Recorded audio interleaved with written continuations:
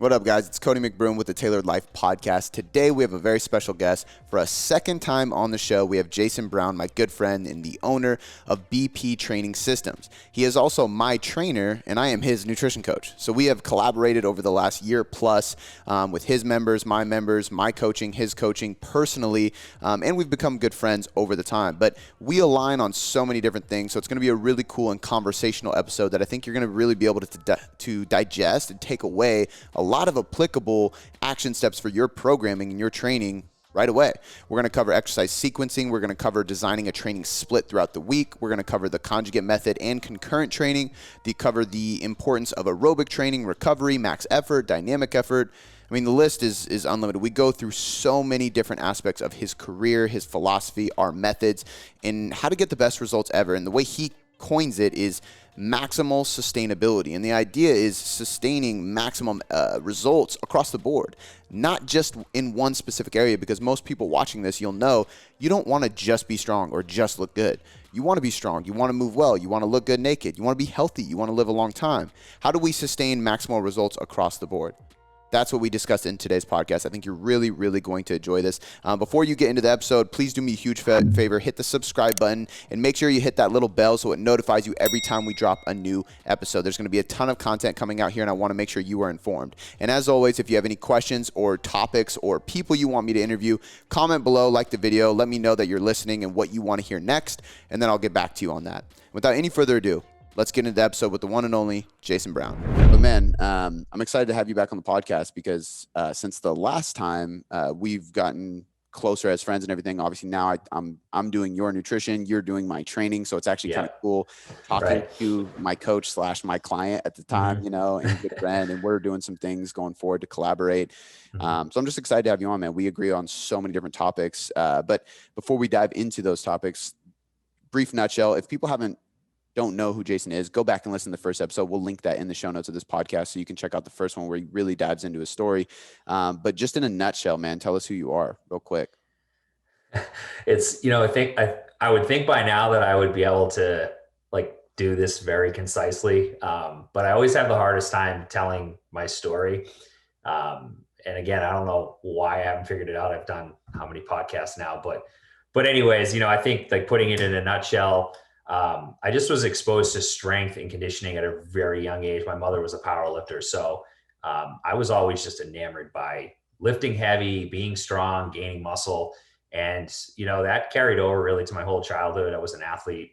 I played collegiate football, and, you know, strength and conditioning was a part of that. And lo and behold, strength and conditioning actually became the thing that I was more passionate about. I think a lot of people that are training for athletics, they find themselves enjoying the process really more so than the actual sport.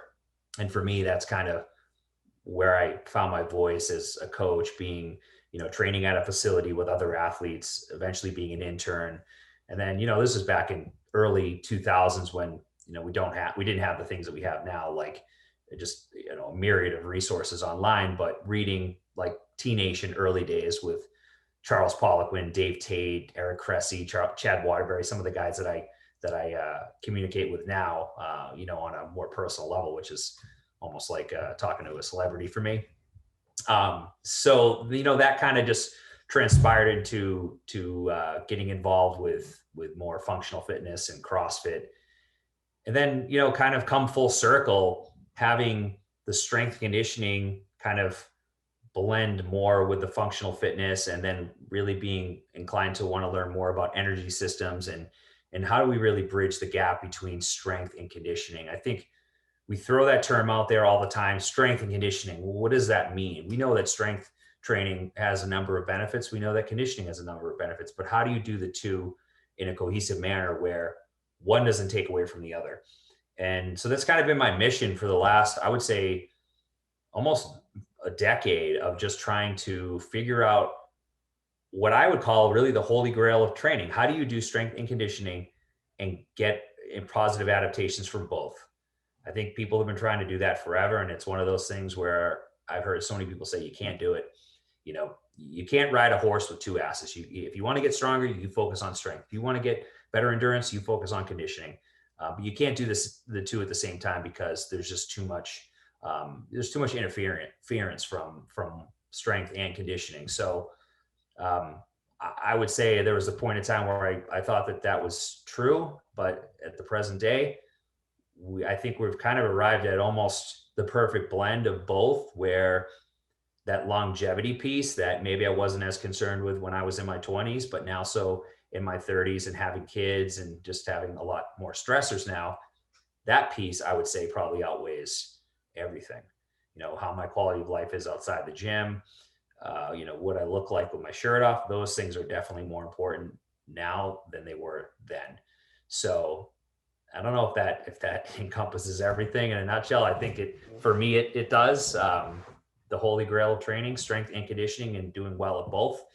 That's the mission that we're on. I love it, man. Yeah, I think that does perfectly because you have a long story and a lot of experience and a lot of knowledge. So boiling it down into a quick statement is obviously very difficult, but Sure. that kind of transitions us right into what I wanted to talk about first anyway, which was concurrent training. And I think you said it really well. Like, so many people think it's so conflicting that they avoid it.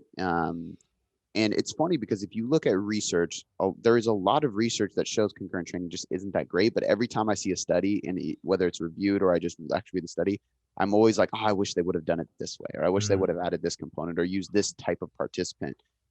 Because looking at functional fitness athletes, looking at NFL players, looking at any type of athlete, really, what do they have? Strength and conditioning, and they're not harming each other. And most of them look pretty damn good too. They're jacked. So Sure. I always kind of rely on, science is great. And I always say, like, you have to be evidence-based. You have to look at the science. You have to look at the research. But man, experience tells you so much, and it helps you interpret that research so much better. So getting into that conversation, can you explain both concurrent training and conjugate method, because they're similar, and you're well known for using the conjugate method. But if you can just kind of define what concurrent training actually is and maybe some forms of that in conjugate, that would be perfect, just to bring the audience up to speed. Sure. Yeah. And I think, one of the things that I've seen with going back into the classroom later in my life, going to graduate school, after I'd already been a coach for 10 plus years, is that exactly what you said. What they've looked at through research is not optimal by any stretch of the imagination. So they look at concurrent training as basically a form of training multiple biomotor abilities within the same week of training. So if you think about like more of a Western traditional linear periodization model, it has specific blocks of training where you're focusing on one biomotor ability. So let's just say for the first 8 weeks, you're going to focus on more of kind of a GPP, just building your base. The next 8 weeks might be maximal strength. You might have a hypertrophy phase in there, power development. That's kind of more of a traditional model that's, I would say, just about any coach that has any length of time under their belt being a coach and doing research is familiar with the linear model. So on the other hand, concurrent, instead of prioritizing one biomotor ability for a certain length of time, we're taking essentially all of those abilities and training them within a given week of training, which if you look at a textbook or a number of studies that have been done on concurrent training, they did a lot of those abilities to the extreme. So for instance, we could do maximal strength development on Monday, and then on Tuesday, we go run a half marathon. I know you and I wouldn't do that, but that's how they looked at it. So it was very much extreme. And then maybe Wednesday was Tabata intervals, so it was more high intensity aerobic training. And then Thursday might have been another maximal strength or maybe a power development session. And then you can go down the list of different variants of that. So there was nothing optimal about it. They weren't utilizing recovery-based measures. They were doing things to the extreme. So if anyone wants to get stronger, if they're running a marathon the day after their strength session, then there's a severe amount of interference that takes place. And there will definitely be, you won't arrive at optimal results for either of those things. However, if you take smaller doses of, say, the aerobic work and you use that kind of within a week of training, you can use that to facilitate recovery and build someone's aerobic system, which for a lot of people is a limitation. But too much of anything is a bad thing. So it has to be kind of an optimal dose. And that's where concurrent and conjugate differ, because conjugate uses more optimal doses of training. Now, a lot of people just hear conjugate and they think about big powerlifters that probably can't go up a flight of stairs without getting out of breath. And in some cases that may be true, but if you hear anything from Louis Simmons, he always talks about the base being GPP, having work capacity, and work capacity is having an effective aerobic system. Aerobic system affords you the ability to recover between sessions. If you don't have one, then you're not going to be able to do high volume. You're not going to be able to recover. And, outside of that, long term, you're not going to live as long. Your resting heart rate is going to be higher. There's a number of negative side effects to not having an aerobic system that's intact. So that's really the biggest difference with, if you look at a model like Conjugate, that does focus on multiple biomotor abilities within a given week. We do things that, on paper would conflict, but when you program them in a way where it's more optimal and there's, really a dose of training that is more appropriate with the goal, good things can happen. And that's really how we use it and how we've come to make sense of training both energy systems development and strength development within the same week of training. I think that does it really well. I mean, at the end of the day, Concurrent it's focusing on multiple things at once, right, in a given time period. Conjugate is more of a style of programming, like you said. And I'd love, before we dive into how you guys use it, if you can maybe give us the principles of conjugate method. Like if somebody's listening to this is like, okay, I keep hearing conjugate method, I don't really understand what it is. Can you tell us like what's different about conjugate method? What principles have to be in place for it to be considered conjugate method, and kind of the rundown for that? Well, so I think the first misconception is that it focuses on the three primary lifts, the squat, bench, and deadlift. And, for some people that may be true, but even at Westside, the bigger emphasis is on smaller exercises to build limitations. So those smaller exercises might be, some direct triceps work or some direct hamstrings work to bring up, wherever someone's sticking point is or whatever someone's limitation is. So they spend 80% of the time on small exercises, assistance work, the stuff that we have come to know as basically functional bodybuilding. So that's the work that gets prioritized. Whereas the classic lifts, your squat, bench, and pull variations are only planned and executed 20% of the time. So if you're thinking about the total volume, 80% is on the small exercises. And then the other 20 is spent on the classic lifts or a variant of the classic lift. So, that's really where, and anyone says to me, well, this looks like a ton of volume. Well, it's a ton of volume for smaller exercises. We're not doing a ton of volume with your squats and your lifts that are more demanding on the central nervous system. We're doing more volume with smaller movements that in effect will help improve things like muscular imbalance and asymmetries, as well as add lean body mass.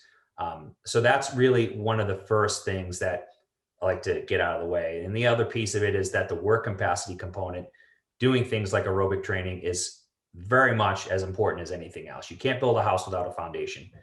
You build that foundation through doing things like sled pulls, loaded carries, steady state aerobic work where the heart rate is in a specific range. And Westside does a lot of that through pulling the sled, and they'll, I think they're doing a lot of aerobic work, and they probably, they're not necessarily calling it aerobic work. That's where we differ a little bit, but I would say a lot of those key elements of Conjugate, if you look in any of Louis' books, it talks, ad nauseum about pulling the sled, doing different types of carries. So, people just kind of glaze over that stuff and they want to get to the sexy stuff like the squat, the box squat, the floor press, or what have you. But they neglect the amount of volume that they put into, the upper back and the triceps. I mean, the hamstrings, the glute complex, all of this musculature gets really a huge priority in terms of having it carry over to the big lifts. So, that's kind of really some key elements to it that make it what it is and make it so effective, not only for powerlifters, but even for people like me and you that, hey, it's cool for our squat to go up, for our deadlift to go up, but how I feel, how I look, that stuff is cooler at this point in my life. And I would probably guess that you probably would agree with me on that. And those are the people that I tend to work with anyway. So it makes sense that, we have a system that is aligning with the client's goals and needs. If I'm training a powerlifter, there might be more emphasis on just focusing on bringing up a lagging muscle group. Whereas for me and you, it's kind of more of of a holistic approach. And I think that's how most people listening to this podcast would aim too. So I think that's perfect. One interesting thing that's a little bit different about the conjugate is the rotation of the compound lifts. And when I say compound to people listening, I don't mean barbell back squat. I just mean squat, period, like the movement pattern itself. Can you touch on that? Because I think that's one thing that not a lot of people realize or understand how to program properly, but also that's one of the arguments against conjugate that people don't like, because classic periodization and progression models would tell you like, all right, we're going to work on the back squat. You're going to do the back squat every single week, and we're going to slowly, progressively overload that, dropping volume, increasing intensity, and then cycling back, which is not wrong. We're not saying that doesn't work, but conjugate takes a different spin on that. So can you break that down for us? Yes. So I think that the context is key when you talk about this. You can't just say, hey, we're going to do back squat once every 12 weeks.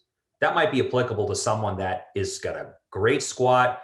You know, they're at their potential with their squat currently, and they're looking to bring it up maybe 5 to 10 pounds in the next 12 weeks. Then we need to start looking other places. But for the average person, you know, people that we work with that are less experienced and maybe the lower training age, they might need more exposure to it. And there's ways that we can strategically do that. So, you know, to preface this, I would say that overall conjugate rotates bilateral movements on a more of a weekly basis. So they use the max effort method, and they're doing a different variation every week. And then the other tenet of that is our speed strength training or dynamic effort work. Those variations go into 3-week waves. So you essentially see, you know, a 5% increase in load. The focus is on bar velocity. So totally different intent. You know, you're not having, there should be no mechanical breakdown when you're doing dynamic effort work. It's more of a speed-based lift. So that stuff will be done for 3 weeks at a time. So, you know, I think that what we've done is we've kind of split the difference, so to speak. Instead of just saying, okay, we're going to rotate lifts so much that you're never going to see the same thing in a 12-week span, I take a little bit different approach with that, because again, I'm considering majority of people I work with might need a little bit more exposure. So how do we do that? And we can do that with sub-maximal effort work, which is essentially, you know, building to a multiple rep max or using a given rep scheme where we're focused on maybe a rep max for the day. And that allows us a little bit more time under tension. That allows us a little more improvement of motor patterns. And then, you know, I have guys that are powerlifters that we rotate variations. You know, if you're doing a max Anderson squat on Monday, the next week it might be a max rack pull deadlift. The week after it might be, you know, a Zercher box squat. You can go down the list. I mean, you've seen that already in your programming. So there's definitely, there's always, you know, multiple ways to skin the cat. We can use max effort method, rotate variations weekly, and not run any risk of overuse injury. We can use submaximal effort work if the client's goal is to possibly gain a little bit more lean mass, and maybe they just need to improve on their movement quality. So I think that's something that we, you know, should kind of just get out of the way, because if you look at Westside, they're going to say rotate lifts every week. And again, that their message is more for a higher level athlete. I mean, they don't have any there's no beginners training at Westside. You know, there's people that are experts at what they're doing, whether it be powerlifting or some type of, you know, athletic. They're very, very high level. There's no beginners learning to squat at Westside. Yeah. You know, and I'm sure if there was, Louis would have them box squatting probably very consistently because they need to learn how to squat, right? So that's, I think, really a key thing. You can't just throw a blanket statement out and say, let's just rotate max effort work every week. And you know, that's going to work for everyone. You know, yes and no.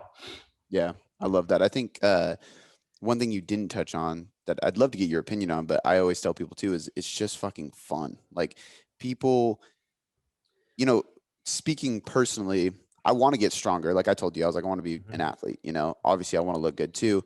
But if somebody was like, okay, we'll define strength. And I said, I specifically want to hit 400 pounds on my barbell back squat. Like that's a completely different beast of specificity, which would be important. But you know, I just want to be strong, man. And knowing that like this week, I'm like, all right, what's the lift today? And I come in and it's throw some chains, do some sumos, elevate it. Like, I'm like, fuck yeah, this is gonna be fun.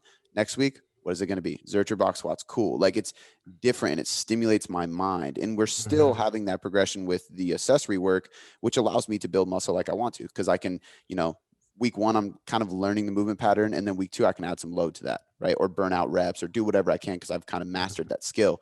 But how much like importance do you place on that? Just having fun and actually enjoying the program. Well, I mean, that's key. And no one's going to stick to a program they hate. If you are every Monday rolls around and you're like, oh, what do I have today? It's just a matter of time before you start looking for a new program. And I think that's what led me to you for dieting is that, a lot of the approaches that I was subjected to from different coaches and some great coaches out there, don't get me wrong, but it just didn't resonate with my personality. So I think if you're a type A person, you're more than likely going to love Conjugate. We have a lot of people that come from the functional fitness space. I'll call it on this just to be, I guess correct. Um, that love Conjugate. Well, why? Because they're type A, they love novelty, they love rotation. And again, just like you said, what do I have coming Monday? Well, I don't know. And I look and then it's a completely different variation. Not only does it challenge you in a new way, it might resonate more with you based on your limitations. It's going to make you kind of open your eyes to other things like, wow, I can't believe how weak I am with the floor press, but my bench press is X, Y, and Z. This is whatever my number is. So you start like making connections between, hey, there's low hanging fruit with this particular variation, and maybe I need to dedicate more time to training specific musculature that supports that. So I love that. For myself personally, and I would say probably the majority of the people I work with individually, we rotate variations in a max effort setting weekly. Again, the caveat I use to that is the people we work with in a group setting where there's just a lot more variability in terms of their ability, and you have people that are X amount of experience, and then some people that just started learning how to do functional patterns. That's kind of a different ball of wax where you have to kind of tailor the programming to the greatest good.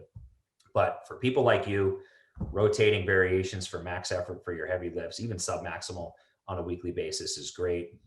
Beginners, I would say a little more exposure to just learning how to squat, learning how to hip hinge, learning how to, horizontal row. Those are the things that are going to help get them ready for using something like the Conjugate system down the road. Yeah. More of a personal question. I'm just curious, who else has influenced you in the strength world? Like obviously Westside and Louie were a big influence, but you've said multiple things where, I mean, even the names you dropped at the beginning, like I think back of like, and I got introduced to some of those guys and like the early T Nation guys and the people I interned with when I was like 18, 19. So I stepped into like that world at a really young age. So I always love hearing this, but like who else in the industry or in the strength world has really played an influence in your programming and training today? Well, I would say I've read probably everything Chad Waterbury has written, and Chad is a friend of mine now. He's actually I'm writing a book for Human Kinetics, and he was the main driver for making that happen. I loved his work. I loved that. What about him is that he was always trying to bridge the science to the training, and that always resonated with me. And just I just wanted to know more about the actual physiology, about what's happening within the human body. And he always did that. And his training was always fun. I think I've done every program he's ever put out on T Nation, which is a great thing for young coaches to do. You can experiment and find out what works well for you. And then, I'd throw Christian Thibodeau in there as well. Again, another guy that I've read his books and read all his articles over the years, and able to connect with him now on a more personal level, and attend some of his seminars in person. And then, there's a lot. I mean, there's just so many great people out there. I mean, Joel Jameson, I think has, for me, what I've learned in terms of energy systems development, I would say a fair amount of that came from Joel. I mean, he made me look at the aerobic system in a completely different way. And that's opened my eyes up to really putting the why behind different methods that Conjugate uses, and maybe they didn't have a name to, but we started figuring out different ways to use this stuff within Conjugate programming and completely make it an even better system. I mean, it's a great system without them, but it's even better for general fitness, for general, people like me and you, when you can start using some of these methods.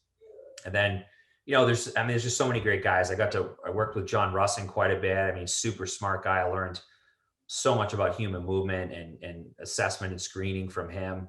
Um, but yeah, I think that's kind of the big list. Dave Tate's definitely in there. I've met him more than a few times, and I could keep going. Joe DeFranco, Eric Cressy, Charles Poliquin. There's so many great people, but I would say probably, and I don't want to miss out on one of the most important catalysts is the strength coach I had as a kid. Really kind of facilitated a lot of this stuff for me. So without him, I probably wouldn't even. I actually got into Conjugate through my strength coach in high school and in college. So that was definitely the catalyst for, I think, all of this stuff. We have a lot of young trainers listening, so I want everybody to go back and write every single one of those names down, because I think a lot of people search on Instagram for, the people to follow. And granted, like, there's going to be people that find you or I because of Instagram. So it's a great tool, Sure. but there's a lot of just OGs that you might not find in there. Like almost every single one of those names that you listed off has had a huge influence on me as well. And I found them through articles, reading their books, attending their seminars, stuff like that. I mean, shit, I remember the book Dave Tate wrote, The Vault. That was like one of the first books I got on like strength. And it was just so cool because every page is like the bench press. And it's just like, let him rant on the bench press for a bit. And then it's like chains, rant on that. It's just such a good book. Yeah, I think, all of these people, I think it inspired me to, I mean, I never thought I'd be writing articles and other people be reading my articles and having it have the same effect that their articles had on me. So that was kind of one of the catalysts for me to start writing content and giving back. I mean, I don't even think I'd be talking to you if I didn't start writing content back, I don't even know, a decade ago now. And it was still wild. Even putting myself out there back then was kind of scary. And even today, I putting yourself out there is hard, I think, for anyone. You do a great job. I've always been impressed by your ability to put yourself out there and be confident. But I don't think that comes naturally to everyone. It didn't come natural to me. It took a lot of time.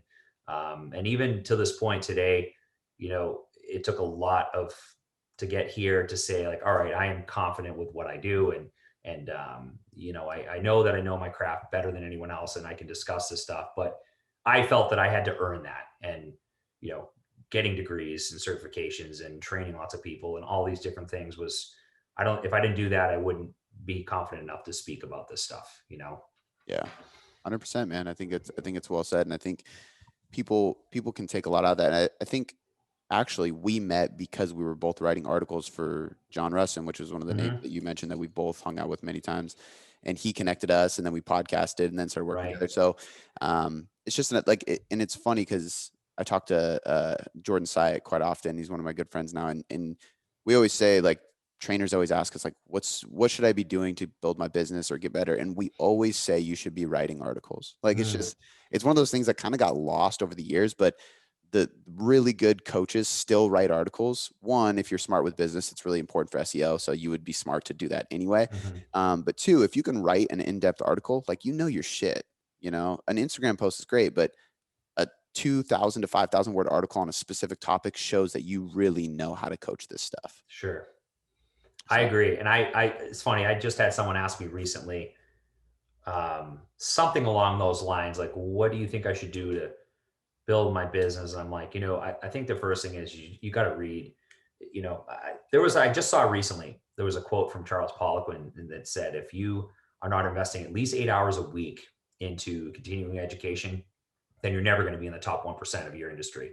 And 8 hours a week, actually, I mean, for me personally, before I had kids and, I was a kid then. I wasn't an adult. I didn't have real responsibilities. I was definitely probably spending, maybe 4 or 5x that a week on just reading. Yeah. So if you're young and you don't have a family and you maybe still live with your parents, just read as much as you can. You have the ability to do it now. Once you're my age, you have 3 kids and bills and just a number of responsibilities. It's very, very hard to invest that amount of time. And that's really the time that you have to put in if you're serious about being in fitness. And I will say I had zero support. My family said there is no career in fitness. My dad told me that I'm crazy for going into fitness. And my whole life, I knew I wanted to go into fitness. I just didn't know how or what it would look like. But everyone in my family said there's no, you can't make a career in fitness. And you know, lo and behold, I've got a nicer house than my dad ever had, and I owe it all to fitness. I mean, so if I listened to him, then I probably would be, working a 9 to 5 or whatever, and not have the freedom that we have being in this industry. Dude, I can relate to that. And I think there's a lot of great coaches that can relate to that. And just knowing that people doubted, Mm-hmm.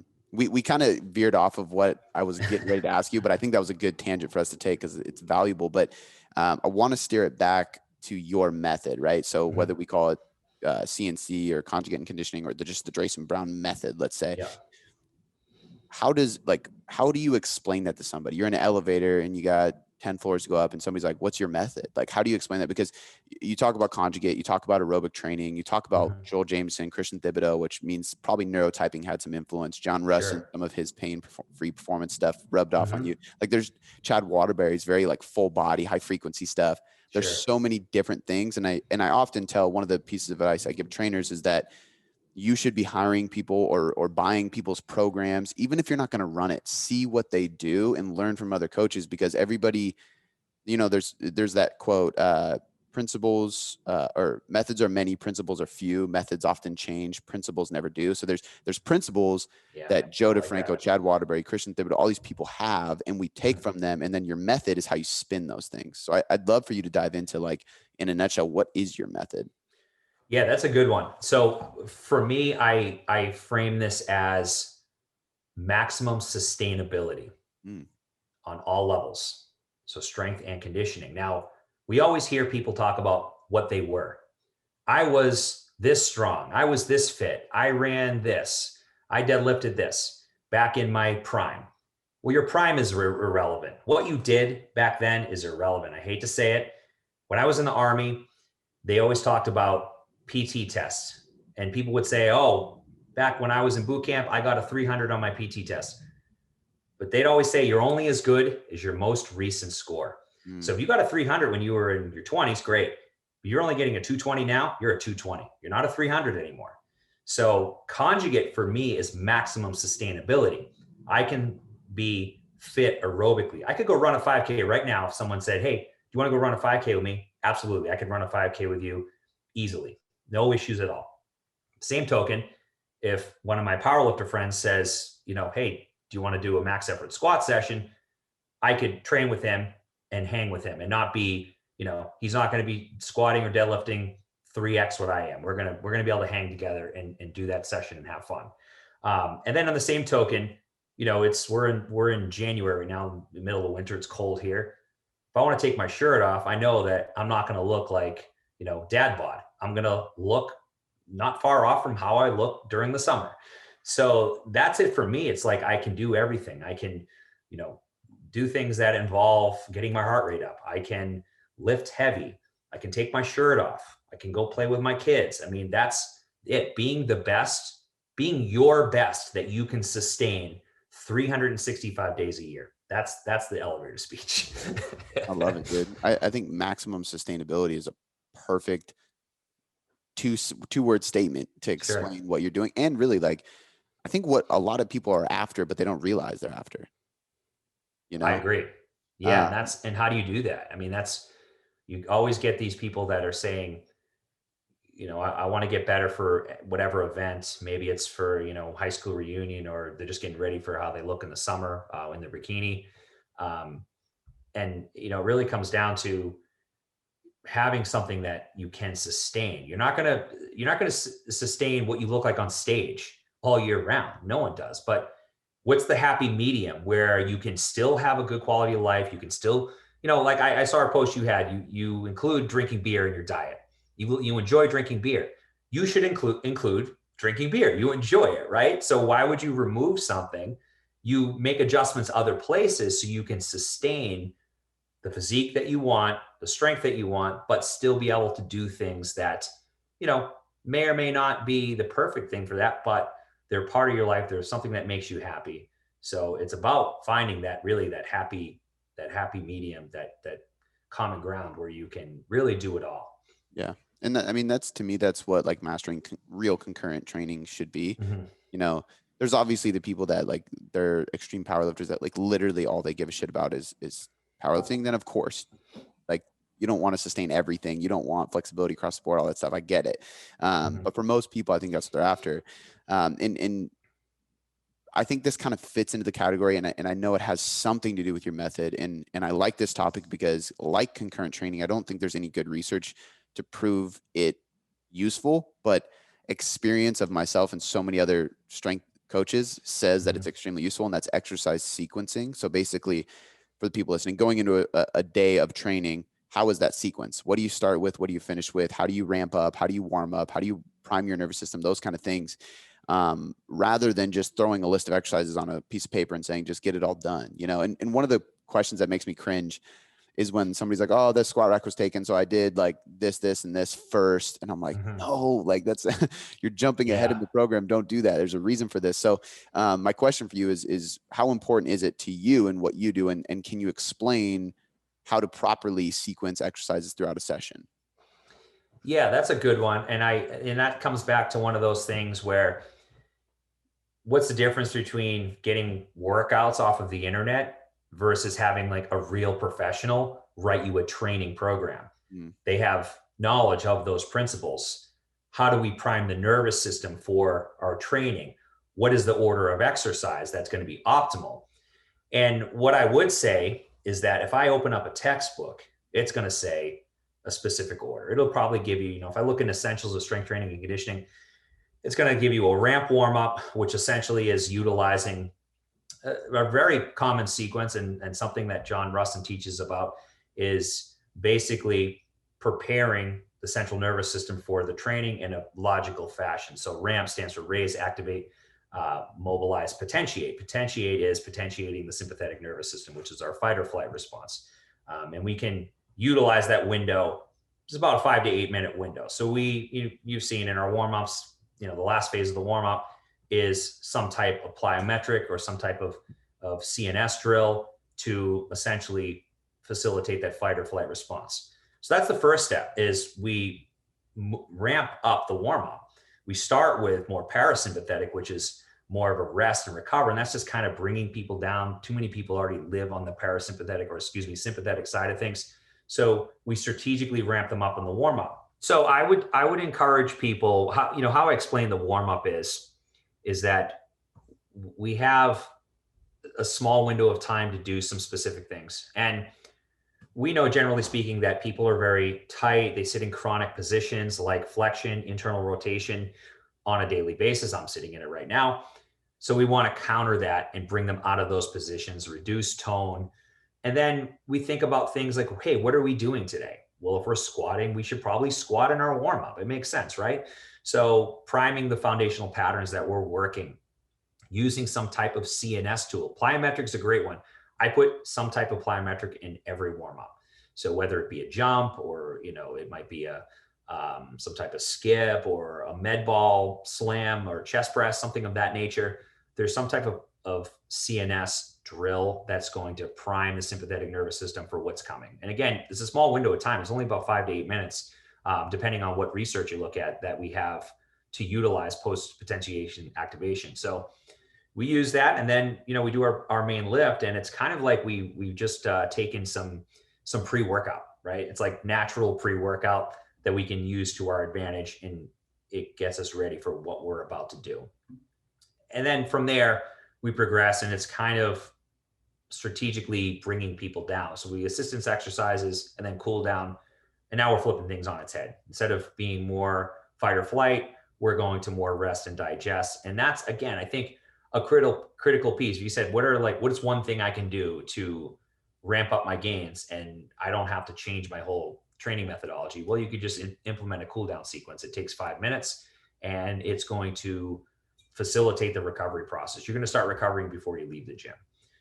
Makes a lot of sense, but I think when people start doing it, it's not, doing a breathing drill is not super sexy, and it requires you to almost unplug and not look at your phone and just focus on your breathing and more of just kind of like relaxing imagery. So it's counterintuitive to like what we see on a day-to-day basis. Like everyone's so plugged in, and it's the opposite of that. So I think it takes a lot of discipline, which is probably why my wife can't do them. But hopefully she doesn't listen to this.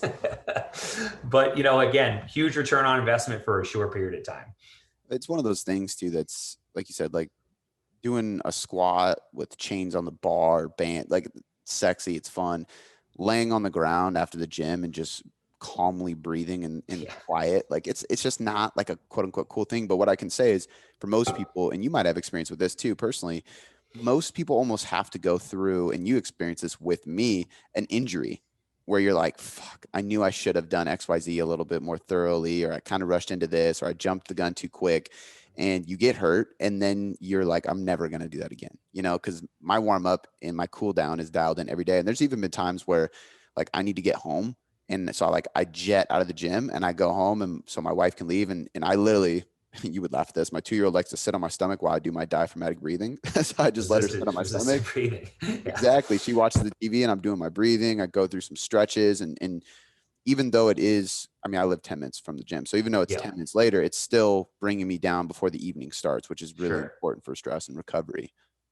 Yeah, that's awesome. I mean, I think oftentimes the things that are low hanging fruit for people are things that people wouldn't consider.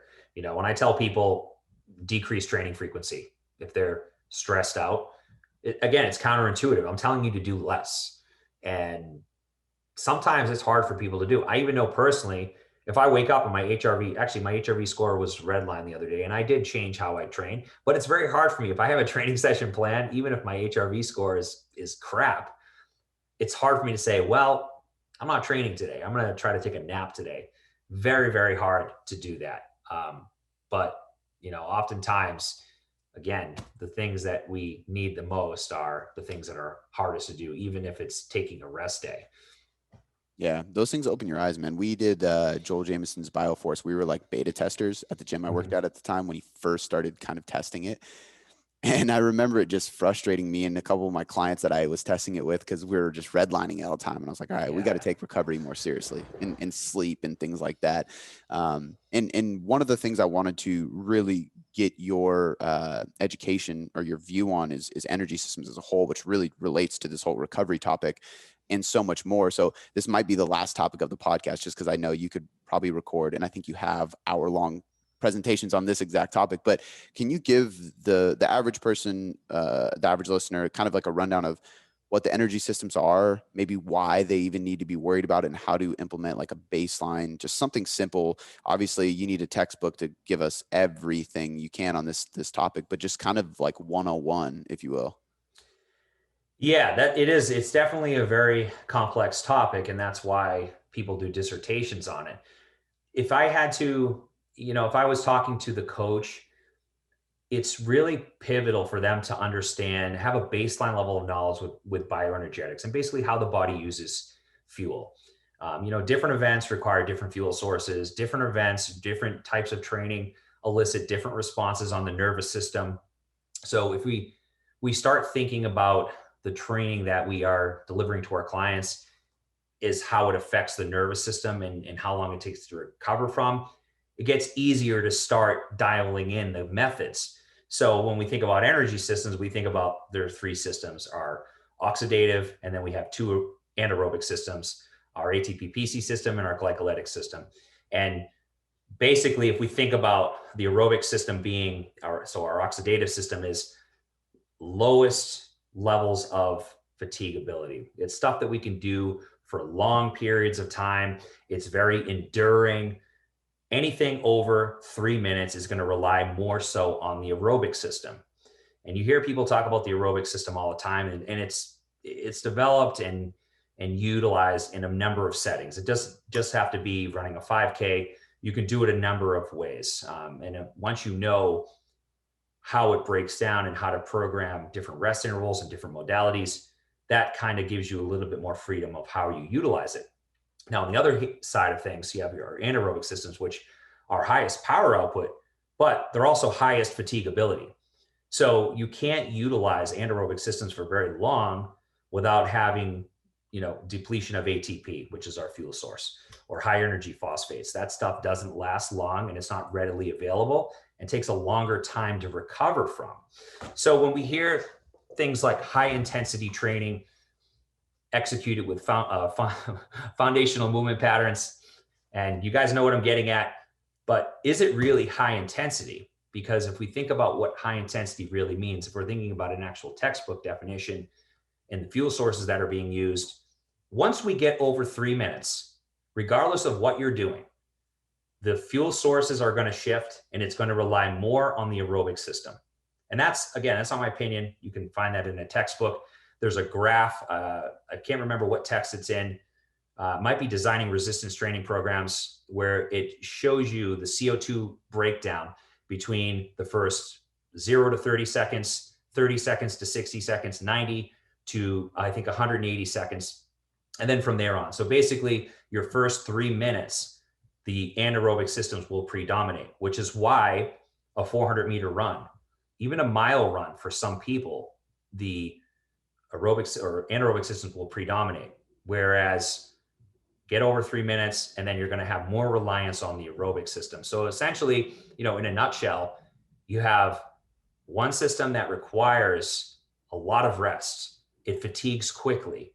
You can't train it for too long of bouts without having complete rest between intervals. Whereas the other one is you can train for longer periods of time. And both have different adaptations. Both have different room for growth. You can't make a marathon runner a sprinter.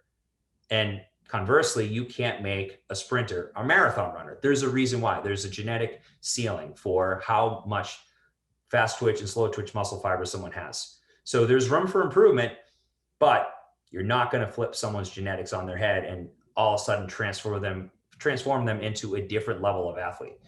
So, again, it's very complex. And I think if you think about it really in terms of program design, you have to understand the adaptations that take place and what measures will allow you to tap into those adaptations. So aerobic system is very specific and anaerobic systems are very specific. You can't just use any type of measure for you to effectively train the ATP PC system or the aerobic system for that matter. There are very specific things, and their heart rate needs to be in a specific range. And there are movements that work higher amounts of musculature, a lot of variables to it. So if you're thinking about, I think the main point I talk about a lot with conditioning is the aerobic system. We don't talk about the anaerobic systems as much because it's very specific. The specificity of training the ATP PC system is great for the right person. American football, we should understand the fuel sources that predominate in that event. American football is 4 to 7 second place with 45 to 60 seconds of rest. Okay, well, there's the specificity of that sport. We can train that with specific measures. Same thing with endurance. We need to know the specificity of the sport. We need to know the goals of the individual, where they're currently at. And then we can use specific measures. If I know if someone's resting heart rate is 70 beats per minute, and we want to improve the resting heart rate so they can improve the recoverability, then I'm going to use specific measures where the heart rate is going to be in a specific range. And it's going to allow for optimal adaptations of the aerobic system, which genetically has more room for growth than the anaerobic systems. I think that's as easy as I can make it. We use a method like the cardiac output method, and you've seen this every week in everyone's program I write. We use that method. And the reason is simple. It's easy to arrive at the desired adaptations because there's less variability with how it plays out if we give people the right measures. If we put, movements like globally demanding movements, like maybe a thruster or a burpee, then the heart rate goes too high and we negate a lot of the adaptations that we are looking for, and particularly in cardiac tissue. So once we know what movements elicit what specific spike in heart rate and what zone that's going to predominate within a specific workout, we can tailor that to the training session of that day, the response that we're looking for. And with cardiac output, the harder part is actually getting people to stay in the right range, which is lower. Most people, it's going to be, about 60% of their max heart rate. So it's very conversational. Me and you could do it for 30 minutes and have a conversation while we're doing our training session. So that's a harder one, more from a psychological aspect, to say like, hey, this is what I want. I want your heart rate to be, 140 for this entire session. And I don't want you to go above 140. That's harder because people are like, well, I don't feel like I did enough. Yeah, but you did enough for us to get what we were looking for on that day. And then by doing that, that's going to create synergy within the programming to do dynamic effort work the day after. You know what I mean? Yeah. Yeah, I think something a lot of people butcher in program design is actually waiving those intensities throughout the week. It's almost, and that's where we get this whole like redlining thing, right? They ramp things up and they stay up there and then they burn out, right? And it's this, and that's kind of like why deloading every once in a while is important as like a emptive thing, right? Like deload before you're so burnt out that you're like, fuck, I need to deload. But one of the interesting things about aerobic training that I think would be good to explain to people is aerobic training is very important to improve your anaerobic training, right? So when we're in the gym lifting max effort stuff, like it's more so anaerobic, right? And a lot of people might say, well, I just give a shit about that. I just want to lift. I just want to get strong. That's where a lot of people miss out on this thing. And you said it right at the beginning, the aerobic capacity, like that's your base, that's your foundation. So why is this aerobic ability so important to develop that anaerobic side? Well, there's an aerobic function to replacing ATP, high energy phosphates. That comes by way of aerobic metabolism. So, you have a more efficient aerobic system, you're going to be able to replace those higher energy phosphates that deplete quickly. If you're doing an anaerobic method with a person that has no aerobic system, they're going to probably need longer rest intervals. Whereas you'll see people that have better work capacity overall, and maybe their resting heart rate is very low. That will manifest by way of them being able to repeat anaerobic work without having a really exaggerated rest interval. They can do it on a very consistent basis and be able to repeat that work output across multiple sets. Whereas some people you'll see, they might do one set of box squats. In box squats, the way we use them with dynamic effort work and using accommodating resistance, I've seen very strong people that cannot do a set of 3 every 45 to 60 seconds with 50% of their max squat plus another 25% in accommodating resistance. That's a very rapid succession. And if you don't have work capacity, it'll show up very quickly when you are using the dynamic effort method, if you're using it correctly, that is. So there is an aerobic component to fast twitch muscle fibers. Fast twitch muscle fibers do have aerobic abilities. And I think, once you start looking at things like muscle physiology, you start realizing that there's this whole complex world beyond just fast twitch and slow twitch and aerobic and anaerobic. And there's just so many more complex processes that take place. And, coaches don't have to have a PhD in that to understand that there are certain things that present low-hanging fruit for maybe themselves or the clients that they're working with. So again, if you're looking at improving any level of fitness, you have to build a base first. You can't just go to the cool stuff. You have to build a base, and the base work, stuff I mentioned, the aerobic work, the sled pulls, the GPP based work that, isn't as demanding on the nervous system. It's easy to recover from. You can do it every 24 hours if you wanted to. That's the stuff where you really make the money. The sexy stuff is the stuff that you have to spread out. It has to be done every 72 to 96 hours. It requires more recovery in terms of the nervous system. People think, oh, I feel good the next day.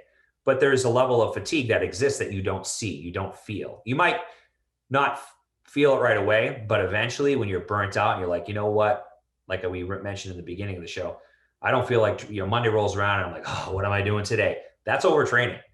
It's not just, hey, I'm demotivated because I don't like the training. That's also overtraining, and people don't make the connection that my lack of motivation is synonymous with overtraining. So, that's, again, you can't build a house without a foundation. And if I had to tell people to spend more time in any one area, it would be more of the aerobic work, more of the stuff that isn't as sexy, and then let that really serve as kind of the vehicle for your other measures. I love it, man. I think that right there finishes that. Like when you said, like, I don't know how much more I can kind of put that in a nutshell. I think that did a really good job of kind of closing that off. And we are running out of time, but before we do, I want to give you a chance, like knowing this airs in probably 3 or 4 weeks, what can you tell people to go check out? What do you offer? Where can people learn more from you? You have so much good content. So obviously we'll link your Instagram and everything in the show notes, but tell us what you offer so people can jump on it, because like I said at the beginning, guys, this is who I trust with my programming. Obviously I'm a trainer myself, and I program for hundreds of people and my entire team.